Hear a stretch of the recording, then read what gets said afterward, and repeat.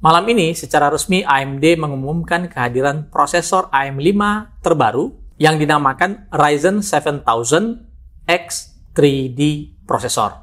Video ini bukan review, jadi bagi teman-teman yang menganggap oh ini ada reviewnya, ini bukan, makanya kami berikan judulnya itu bukan review, namun kami akan mengulas teknologi apa yang ada dan beberapa insight yang kami dapatkan serta tips dan trik lengkap dengan persyaratan apa saja yang teman-teman butuhkan agar bisa mengoptimalkan prosesor baru yang dilengkapi dengan 3D V-Cache dari AMD ini.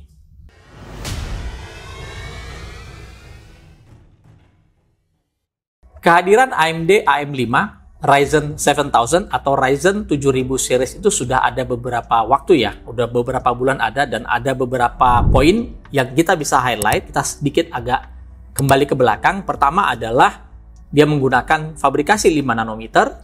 Lalu kemudian dia memiliki boost clock itu melebihi 5 GHz dan kemudian menggunakan soket baru yang dinamakan dengan AM5 atau LGA 1718 yang diklaim oleh AMD akan didukung hingga tahun 2025 atau bahkan lebih. Serta dukungan terhadap PCI Express generasi kelima, meskipun kita harus akui hingga hari ini kita belum menemukan kartu grafis ataupun SSD yang mendukung teknologi PCI Express generasi kelima. Dan terakhir tentunya dukungan DDR5 yang pertama dari AMD lengkap dengan standarisasi memori tuning yang dikenalkan oleh AMD dengan nama AMD Expo. Di generasi Zen 3 atau AM4 sebelumnya, AMD juga pernah memperkenalkan prosesor dengan embel-embel X3D yaitu Ryzen 7 5800 X3D dan hasilnya cukup diterima oleh para gamers. Mengingat ada sedikit peningkatan performa gaming yang ditanamkan pada X3D teknologi atau teknologi yang disebut dengan 3D V-Cache yang dirilis oleh AMD di mana cache itu diperbesar dan seperti ditumpuk. Namun pada akhirnya AMD hanya memutuskan merilis satu SKU saja yang mendukung X3D di Zen 3. Nah, di AM5 AMD kembali memperkenalkan konsep yang sama. Perbedaannya adalah arsitektur yang digunakan adalah Zen 4 ditambahkan dengan teknologi AMD 3D V-Cache. Ada 3 model yang diperkenalkan AMD untuk seri AMD Ryzen 7000 X3D ini. Pertama AMD Ryzen 9 7950 X3D yang memiliki 16 core, 32 thread, memiliki boost clock up to 5,7 GHz dan base clock di 4,2 GHz. Dan memiliki cache yang lebih besar yaitu 144 MB bandingkan dengan cache yang dimiliki oleh Ryzen 9 7950X yang hanya memiliki 80 MB. Model berikutnya adalah AMD Ryzen 9 7900X 3D yang memiliki 12 core dan 24 thread, boost clock mencapai 5,6 GHz dan base clock ada di 4,4 GHz, memiliki total cache sebesar 140 MB. Lagi-lagi ini lebih besar dibandingkan kakaknya yang hanya memiliki cache di 76 MB. Lalu nanti di bulan April akan hadir AMD Ryzen 7 7800 X3D yang memiliki 8 core, 16 thread. Sedangkan untuk base clock-nya itu belum ditetapkan oleh AMD dari informasi terakhir yang kami terima. Dan tentunya dia memiliki massive cache yang besar sekali yaitu 104 MB. Kalau kita bandingkan dengan kakaknya yang mendekati ini adalah Ryzen 7 7700X yang hanya memiliki cache di 40 MB. Sedangkan kalau kita bandingkan dengan Ryzen 7 5800 X3D yang ada di AM4, itu cache-nya selisih 4 MB, di mana yang versi sebelumnya itu hanya memiliki 100 MB cache. Sedangkan untuk TDP-nya sendiri, Ryzen 7000 X3D memiliki TDP di angka 120 Watt. Ini 50 Watt lebih rendah dibandingkan Ryzen 7000 X Series, di mana versi 7000 X Series itu memiliki TDP di angka 170 Watt. Kalau kita perhatikan dengan seksama dari sisi spesifikasi, terlihat jelas bahwa base clock yang dimiliki Ryzen 7000 X3D memiliki base clock 300 MHz, lebih pelan dibandingkan Ryzen 7000X. Jadi di sini mengapa TDP yang dimiliki 7000 X3D itu 50 Watt lebih rendah dibandingkan sang kakak. Di prosesor baru ini, kita juga bisa melihat ada teknologi baru yang memungkinkan fitur atau kemampuan dari 3D V-Cache dari AMD ini bisa dijalankan, yaitu asymmetric chiplet design. Kami perlu menekankan bahwa asymmetric chiplet design ini hanya berlaku untuk seri Ryzen 9 saja, baik itu 7950 X3D maupun 7900 X3D. Sedangkan untuk Ryzen 7 7800 X3D ini tidak berlaku karena dia hanya memiliki satu CCX saja. Oke, mari kita bahas apa yang dimaksud dengan asymmetric chiplet.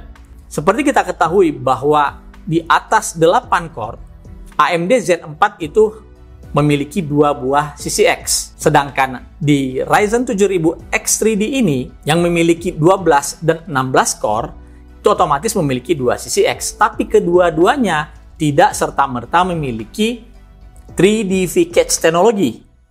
Ya, hanya salah satu CCX saja yang ditanamkan cache yang lebih banyak ini. Ini satu untuk mengurangi biaya produksi dibandingkan harus memaksa dua-dua CCX ini memiliki fitur X3D, dan juga sekaligus ini bisa menyeimbangkan antara dua major atau dua cara penggunaan utama yang dilakukan oleh user, yaitu pertama untuk menggunakannya dalam game yang membutuhkan latensi atau frekuensi atau responsif yang lebih baik, dan untuk kebutuhan para konten kreator yang memanfaatkan frekuensi clock yang jauh lebih tinggi untuk menunjang produktivitasnya.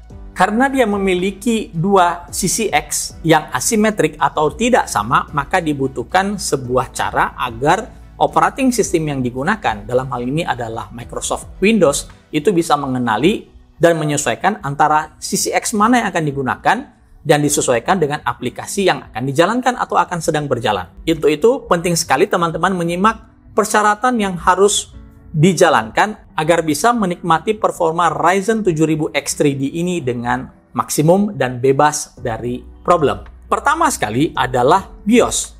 Motherboard baik itu X670 series maupun B650 series, untuk agar bisa optimum itu harus menggunakan versi BIOS yang disebut dengan AMD Combo AM5 PI 1.0.0.5 yang merupakan rilis kandidat versi kedua. Tapi tidak perlu khawatir, ini hanya untuk optimalisasi performanya. Sedangkan untuk bisa menggunakan prosesor ini secara standar, dalam hal ini adalah bisa boot, bisa install Windows secara standar, itu sudah bisa didukung dari versi BIOS pertama sekali dirilis untuk AMD AM5. Jadi di sini sistem akan tetap bisa boot, hanya tidak optimal. Kedua tentunya operating system. Dari apa yang kami dapatkan informasi, AMD melakukan pengujian dengan prosesor baru ini menggunakan Windows 11 ya 21H2, yaitu di April tahun 2022 ya, dan harus menggunakan Virtualization Based Security atau VBS yang sudah aktif atau berjalan. Sedangkan untuk Windows 10 itu masih bisa dijalankan dengan menggunakan versi 19.06, itu sekitar bulan Mei tahun 2019, yaitu masih bisa juga digunakan. Lalu kemudian setting pada Windows itu game modenya itu wajib on, harus diaktifkan. Kemudian ini yang agak aneh bahwa ada aplikasi yang harus diupdate yang disebut dengan aplikasi Xbox Game Bar. Ini adalah sebuah aplikasi kecil yang ada di setiap Windows 11 maupun Windows 10 yang update-nya seperti yang saya katakan tadi itu sudah terupdate dengan versi 19.03, itu pasti ada aplikasi dari Xbox Game Bar ini, dan ini wajib untuk diupdate ke versi terbaru yang ada. Sangat penting dan sangat krusial untuk melakukan instalasi dari driver chipset untuk motherboard. Driver itu akan muncul mungkin besok di tanggal 28 Februari yang sudah optimal agar bisa menjalankan prosesor Ryzen 7000 X3D series ini dengan baik. Jadi di dalam driver ini akan ada dua device baru dalam sistem device, yaitu AMD PPM Provisioning File Driver dan AMD 3D V-Cache Performance Optimizer Driver.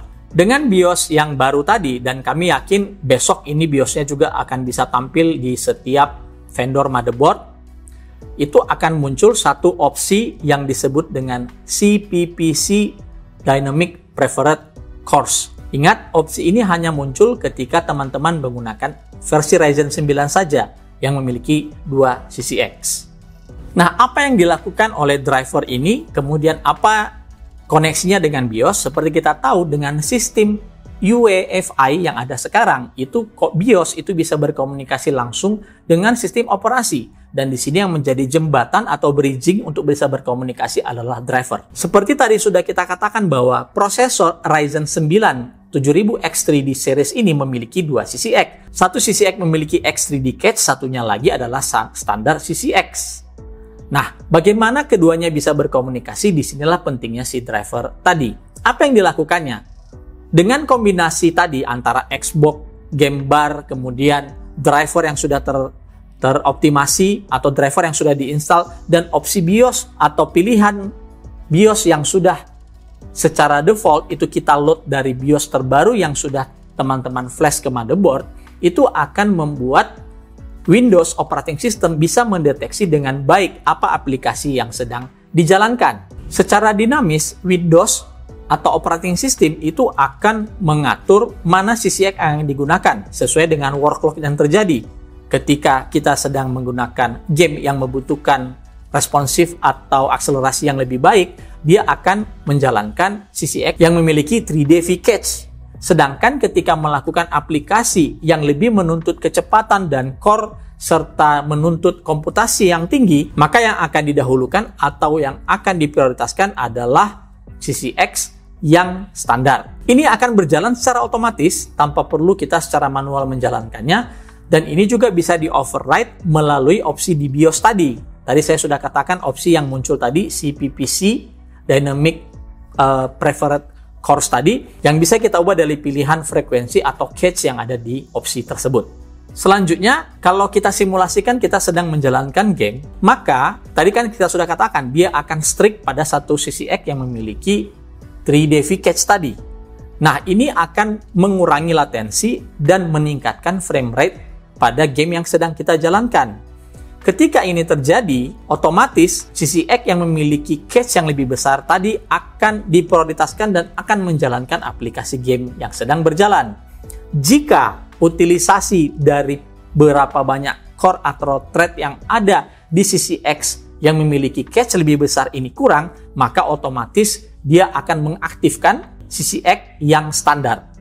Jadi jelas di sini terlihat dengan fitur ini dia akan melakukan parking atau melakukan stop sementara untuk CCX yang tidak memiliki 3D V-Cache. Pertanyaan berikutnya, lalu bagaimana Windows itu bisa paham bahwa yang dijalankan itu adalah sebuah aplikasi game?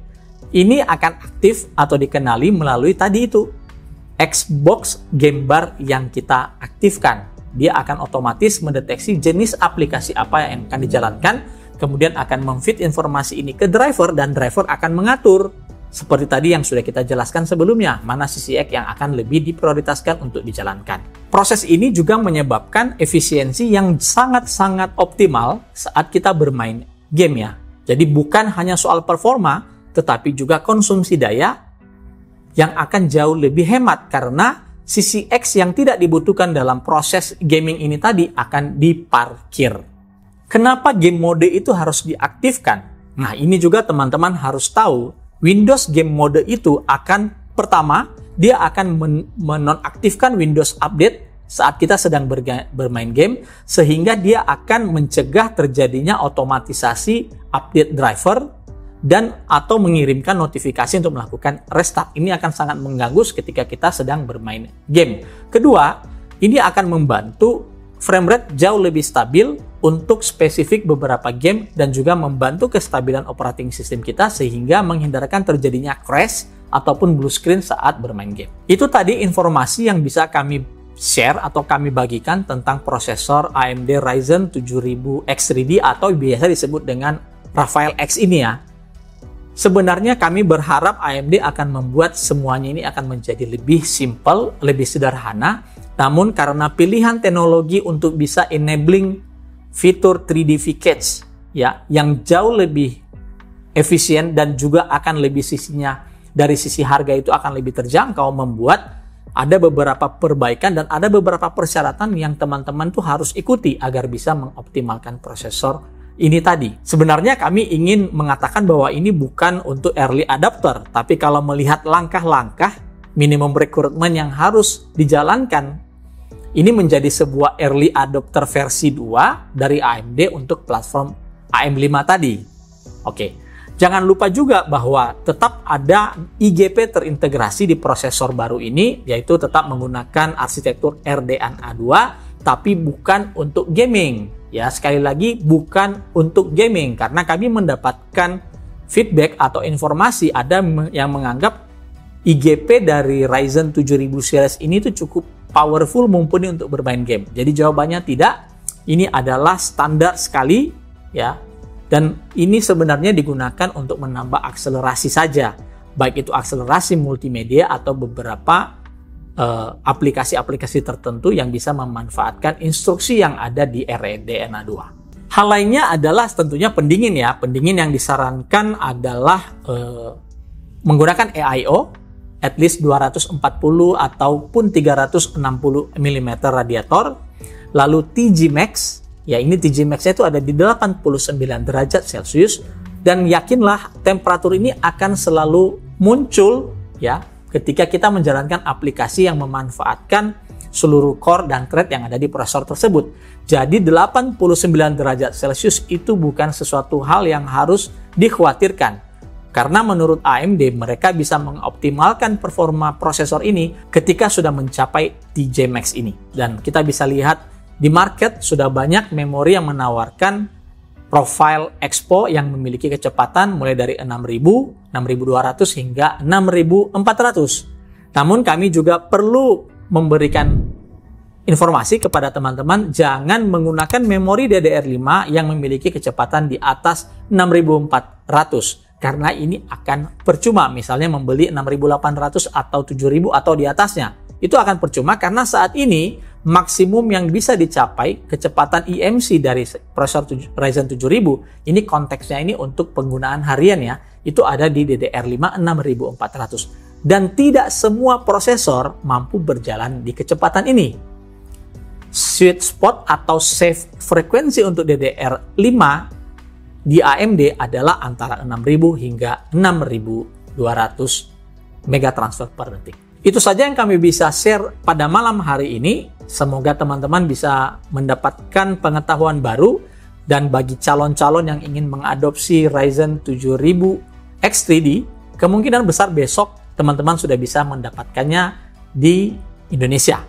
Itu saja yang bisa kami share. Sampai bertemu di konten kami berikutnya.